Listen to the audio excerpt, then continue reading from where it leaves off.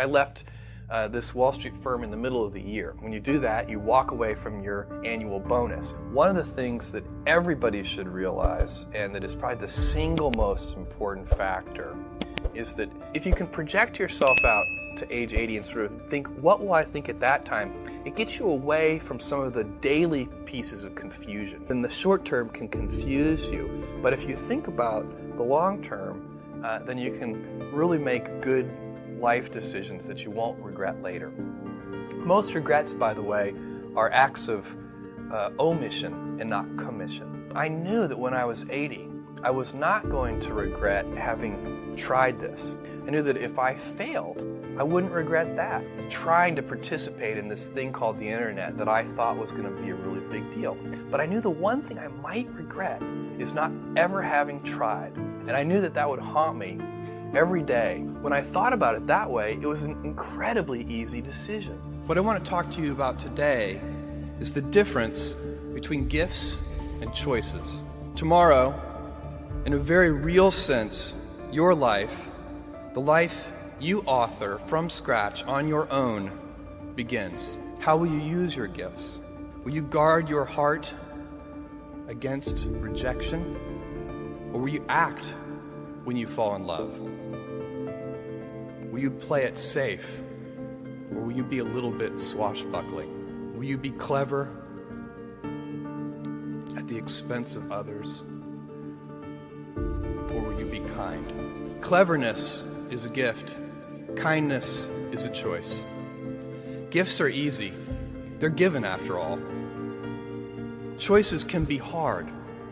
You can seduce yourself with your gifts if you're not careful. And if you do, it'll probably be to the detriment of your choices.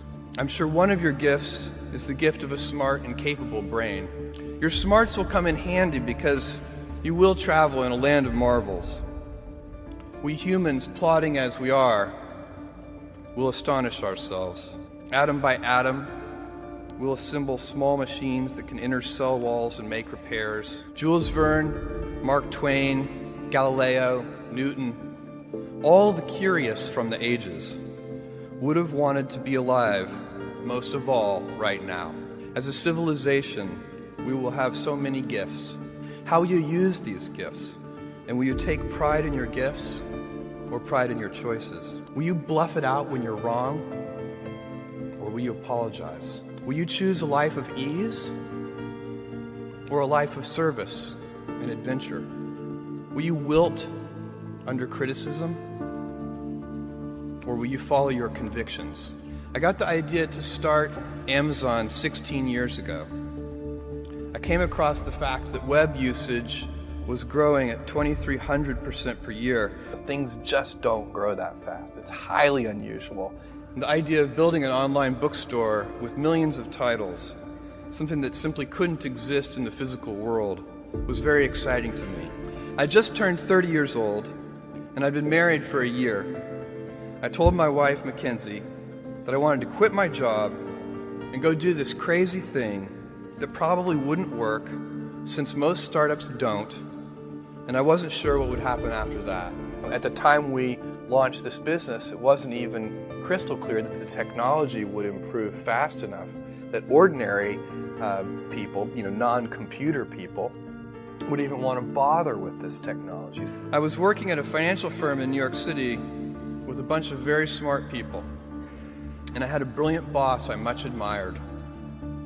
I went to my boss and told him I was going to start a company selling books on the internet. I didn't think I'd regret trying and failing. And I suspected I would always be haunted by a decision to not try at all. He took me on a long walk in Central Park, listened carefully to me, and finally said, "That sounds like a really good idea, but it would be an even better idea for someone who didn't already have a good job." That logic made some sense to me, and he convinced me to think about it for 48 hours before making a final decision. Seen in that light, it really was a difficult choice, but ultimately, I decided I had to give it a shot. I went away and was trying to find the right framework in which to make that kind of big decision. And, I'd already talked to my wife about this, and she was very supportive and said, look, you can count me in 100%. As a young boy, I'd been a garage inventor. I'd invented an automatic gate closer out of cement-filled tires, a solar cooker that didn't work very well out of an umbrella and aluminum foil. I'd always wanted to be an inventor, and she wanted me to follow my passion. She had married this kind of, fairly stable guy in a stable career path, and now he wanted to go do this crazy thing, but she was 100% supportive. So it really was a decision that I had to make for myself. After much consideration, I took the less safe path to follow my passion, and I'm proud of that choice. What choices will you make? Will inertia be your guide, or will you follow your passions? Will you follow dogma, or will you be original? When it's tough, will you give up, or will you be relentless? Will you be a cynic, or will you be a builder? There are a lot of entrepreneurs. There are a lot of people who are very smart, very hardworking. Very few ever have, the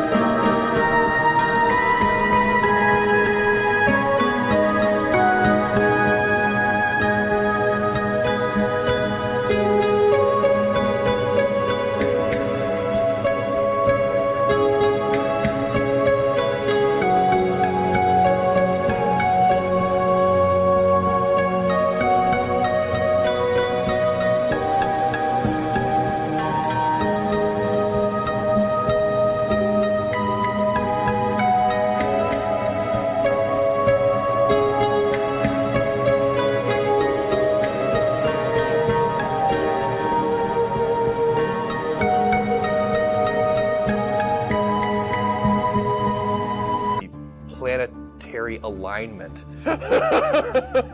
that leads to a tiny little company growing into something substantial. So there are a whole bunch of things that have to sort of align to make it work. That's certainly what happened to us. Our timing was good.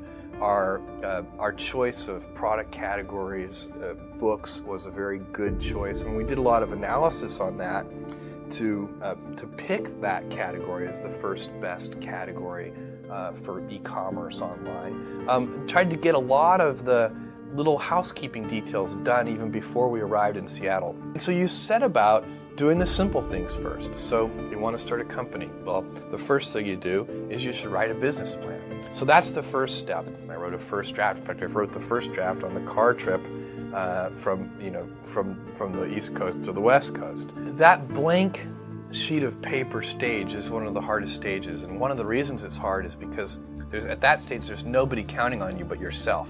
Today it's easy because we've got millions of customers counting on us, and thousands of investors counting on us, and then thousands of employees all counting on each other. But in that beginning stage, it's really just you, and you can quit any time. Nobody's going to care. The business plan won't survive its first encounters with reality.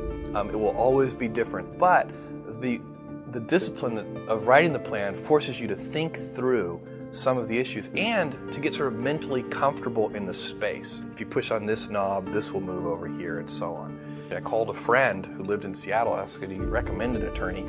He said yes, he recommended his divorce lawyer. But that's who we used. He asked me on the cell phone, what name would you like the company incorporated under? I said, Cadabra, as in abracadabra. And he said, cadaver?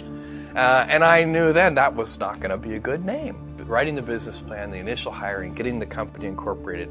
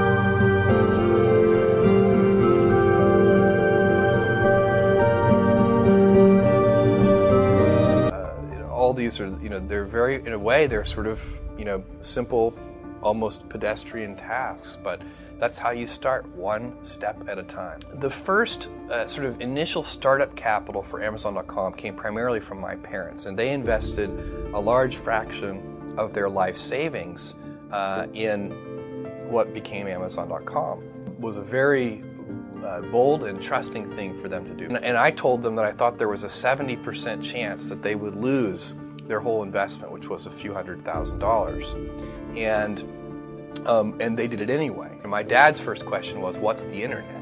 Okay, so he wasn't making a bet on this company or this concept. He was making a bet on his son. And when we launched that store in July of 1995, we were shocked at the customer response. Literally in the first 30 days, we had orders from all 50 states and 45 different countries. We talked to our landlord and we expanded into a 2,000 square foot basement warehouse space. And then we would spend all afternoon and into the wee hours of the morning packing up the orders and shipping them out. I would drive these things to UPS, and so we get the last one and we wait to the last second. And they always would take pity on me and sort of open up and let us, ship things late.